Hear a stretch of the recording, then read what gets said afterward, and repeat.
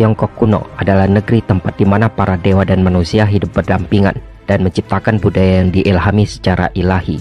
Maka terjadilah bahwa sejarah dan mitologi Tiongkok awal sepenuhnya saling terkait, serta mengandung banyak cerita tentang para penguasa yang menakjubkan dari zaman kuno. Ini adalah mitos penciptaan, sebuah narasi simbolis tentang asal mula alam semesta, bumi, dan kehidupan. Mitos penciptaan Tiongkok kuno merekam dari banyak sumber dan saling kontradiktif. Secara tradisional, dunia diciptakan pada tahun baru Imlek, dan hewan, manusia, serta banyak dewa-dewi diciptakan selama 15 hari. Beberapa mitos memiliki tema yang familiar dalam mitologi perbandingan, misalnya penciptaan dari kekacauan, tubuh yang terbelah dari makhluk primordial, dan orang tua dunia yang bersaudara.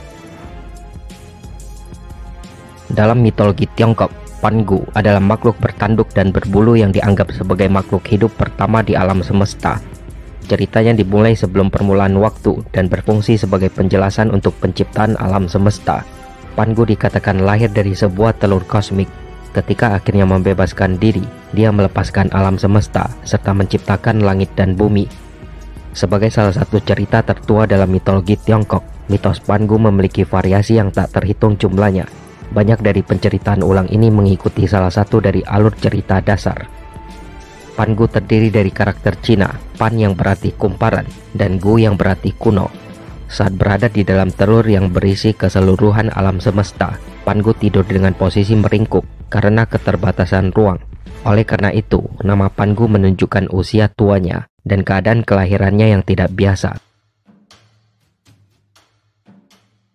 Dalam seni, Pangu biasanya digambarkan sebagai makhluk pendek bertubuh gempal yang seluruhnya ditutupi rambut. Dia biasanya dilukiskan dengan wajah manusia, memiliki tanduk bulat, dan sering ditampilkan memegang palu dan pahat atau matahari dan bulan di tangannya. Sebagai makhluk hidup pertama di alam semesta, Pangu hidup dalam kesendirian sepanjang hidupnya. Dia tidak pernah memiliki anak dan karenanya tidak memiliki hubungan keluarga. Dalam salah satu versi mitosnya, di mana dia mengangkat langit melalui kekuatannya yang luar biasa, dia terkadang digambarkan sedang dibantu oleh makhluk-makhluk surgawi, yakni naga, phoenix, kura-kura, dan kilin. Legenda tentang Pangu terdapat banyak versi, tetapi secara umum memiliki persamaan anggapan bahwa Pangu adalah tokoh pemisah antara langit dan bumi. Dalam berbagai versi umum legenda tentang Pangu, kebanyakan terdapat isi cerita seperti berikut ini. Dahulu kala, bukan di negeri sebelum adanya waktu, tapi di masa sebelum daratan, tidak ada apapun di alam semesta, kecuali sebuah entitas berbentuk telur yang sangat besar. Di dalam telur, kekuatan berlawanan yang semuanya berbaur dan sangat berantakan. Namun seiring berjalannya waktu, interaksi antara berbagai zat dan energi akhirnya menghasilkan makhluk raksasa bertanduk serta berbulu lebat yang dikenal sebagai Pangu. Selama 18.000 tahun, Pangu tertidur di dalam telur dan terus tumbuh. Suatu hari, dia tiba-tiba terbangun dan membuka matanya. Tapi Pangu hanya melihat kegelapan pekat. Dia menajamkan telinganya, tetapi hanya mendengar keheningan yang menakutkan. Lingkungan yang suram di dalam telur membuat Pangu merasa sangat terganggu. Karena bingung, Pangu lalu menyulap sebuah kapak ajaib dan mendarat di atas cangkang telur itu, serta menebasnya dengan kekuatan penuh. Telur itu terbelah menjadi dua dengan suara gemuruh besar. Perlahan kekacauan di dalamnya mulai berpisah. Segala sesuatu yang gelap dan berat tenggelam membentuk bumi, dan sisanya yang terang dan jernih melayang membentuk langit. Tapi Pangu merasa cemas bahwa kedua bagian yang terpisah itu akan bersatu kembali, sehingga ia pun berdiri di antara kedua bagian terpisah untuk menahannya. Tentu saja ini adalah pekerjaan yang sangat berat dan sepi. Dengan berlalunya hari, langit naik 10 kaki lebih jauh di atasnya, sedangkan bumi menebal 10 kaki di bawahnya. Dan Pangu sendiri tumbuh 10 kaki hanya untuk mengimbangi kedua bagian yang tumbuh dan bertahan. Sebuah kerja keras membuat raksasa berbulu dan bertanduk ini bertahan selama 6.570.000 hari atau 18.000 tahun lagi. Sampai dia benar-benar yakin bahwa alam semesta menjadi stabil dan berakhir seperti sekarang ini. Pangu yang kelelahan berjuang akhirnya berbaring untuk tidur dan meninggal dalam tidurnya. Saat Pangu yang kelelahan runtuh, transformasi ajaib terjadi. Napas terakhirnya berubah menjadi angin dan awan. Suaranya menjadi gemuruh guntur. Mata kirinya bersinar dan melayang ke atas menjadi matahari, sedangkan mata kanannya menjadi bulan. Dagingnya melebur dari tubuhnya dan menjadi tanah yang subur. Rambut dan janggutnya menjadi bintang di Bima Sakti. Anggota badan, tangan, dan kakinya menjelma menjadi gunung-gunung besar, dan darah mengalir melalui nadi-nadinya menjadi sungai-sungai. Tulangnya berubah menjadi permata dan mineral berharga. Gigi dan kukunya menjadi logam berkilau. Bulu-bulu di kulitnya tumbuh subur menjadi tanaman, dan keringat dari kerja kerasnya jatuh sebagai air hujan bagi dunia fana. Pangu mengorbankan hidupnya untuk menciptakan dunia dan tubuhnya untuk memperkaya serta mempercantiknya. Sekarang langit diberkahi dengan benda-benda yang bercahaya, bumi yang dibentuk oleh pegunungan, dan sungai besar serta flora dan fauna yang berlimpah. Dan Pangu, dewa raksasa yang keluar dari telur, tidak ada dimanapun, belum bisa ditemukan di mana-mana. Ada yang mengatakan bahwa roh Pangu tidak pernah berhenti, tetapi berubah menjadi manusia, yang menjelaskan kepercayaan Tiongkok kuno bahwa manusia adalah jiwa dari semua materi. Beberapa versi cerita mengatakan bahwa Pangu membentuk bumi dengan pahat dan palu, sedangkan parasit di tubuhnya membentuk manusia. Versi lain mengatakan bahwa seorang dewi yang kemudian mendiami bumi telah membentuk manusia. Dalam versi mitos penciptaan alternatif, Dewi Nuwa dianggap sebagai makhluk pertama yang memiliki kemampuan untuk berkembang biak dan merupakan pencipta seluruh umat manusia. Masyarakat Tiongkok kuno menganggap Nuwa sebagai ibu dari semua manusia dan dipuja sebagai dewi yang sangat penting. Dia memiliki andil dalam sejumlah cerita, tetapi paling sering dikaitkan dengan mitos penciptaan Tiongkok dan untuk menyelamatkan umat manusia dengan memperbaiki lubang di langit setelah banjir besar.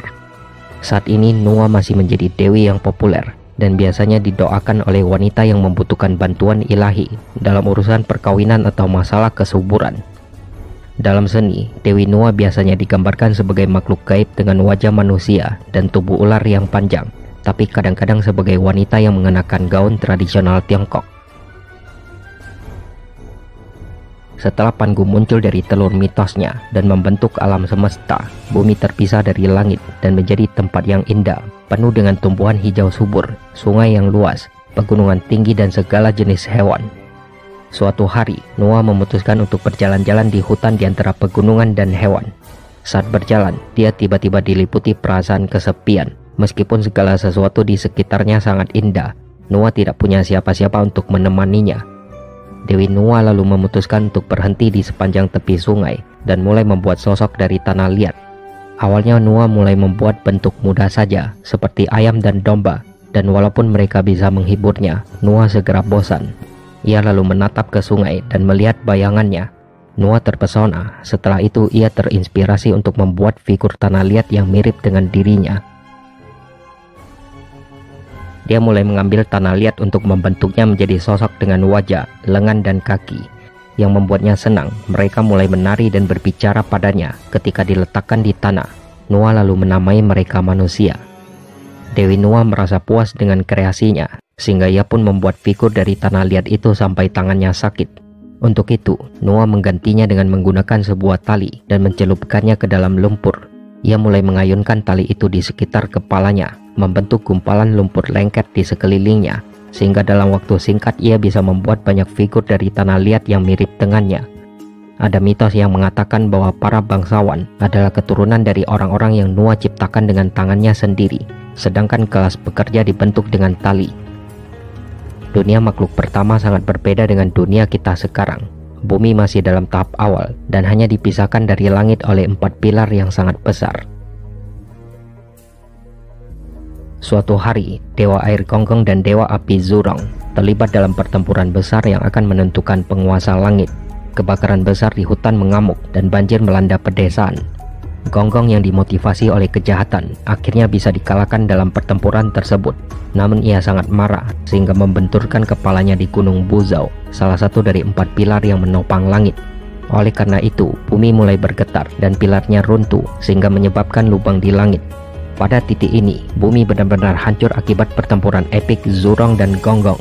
Api telah menghanguskan bumi, air terus mengalir dari lubang di langit, dan langit tidak lagi menutupi bumi. Melihat penderitaan anak-anaknya, Nuwa segera bertindak. Dia lalu pergi ke tempat seekor kura-kura langit dan meminta keajaiban demi menyelamatkan anak-anaknya. Kura-kura langit itu menurut dan lalu menggunakan pedang yang diberikan oleh Noah untuk memotong keempat kakinya sendiri. Noah segera mengumpulkan 5 batu berwarna dan meleburnya bersama untuk memperbaiki lubang di langit. Dia menggunakan kaki sang kura-kura untuk menggantikan 4 pilar yang patah sambil menahan langit dengan punggungnya sementara hujan turun di atasnya. Salah satu versi cerita mengatakan bahwa setelah selesai, Noah sangat lelah sehingga ia berbaring untuk beristirahat dan meninggal karena kelelahan. Versi lain menjelaskan bahwa saat bekerja, dia tidak menemukan cukup batu untuk memperbaiki langit, sehingga akhirnya Noah mengorbankan dirinya dan menggunakan tubuhnya untuk mengisi bagian terakhir. Bagaimanapun, pada akhirnya ketertiban dipulihkan ke bumi dan umat manusia dapat hidup dengan damai sekali lagi. Meskipun Noah telah melakukan yang terbaik, tapi dia tidak bisa membuat langit dan bumi sejajar persis seperti sebelumnya.